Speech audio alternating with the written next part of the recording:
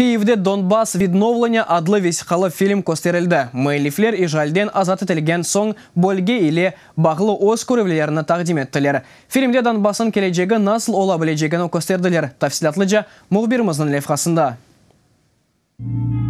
Україна. Донбас. Відновлення. Цей фільм про Україну і про ту рану Донбас, з якою зараз Україна не може бути повноцінною країною. Украина ve Донбасс ихтисады тек берберлікте ғайырдан тікленілмек керек. Бұ Донбасс відновлення весхалы фильмнің эсас ғайысы.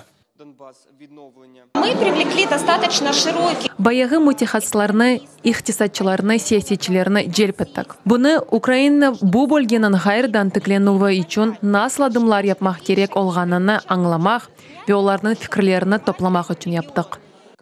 Не заман Донбасс азат етілежегіні фильм müellifleri тахмин етмеді. Сырф женктен сон бөлгелерінің иқтисади инкешафы сценарийлеріне диққат еттілер. Украинаның исе Донбассқа дайыр о сценарийі бар. У нас є своє бачення. Назирлик энди бір елдан зиедедір. Донбассның саяси қушыны тақдим еткен еді. О халықара миссиясына, кечме мемориетке ве әлбетті Минск анлашмаларының шартларына эсаслана. Фильмнің яратылуындан иштимаятчы ве иқтисатчылардан ғайры чатышув зонасында көчіп келген иштиракчилер бар. Олар евлеріне қайтмаға ве женг себебінден виран етілген евлеріні ғайырдан құрмаға азыр ұлғанларына айттылар. Таких фильмов должно быть снято больше. Böyle filmler çoxça olmalı. Bu gibi aksiyalarda sık-sık geçirmeli. Biz cemaat teşkilatı olarak yardım etemiz ve mına böyle filmlerini çıkaramız. Bunu mesele bar olğanını unutmamak için yapamız.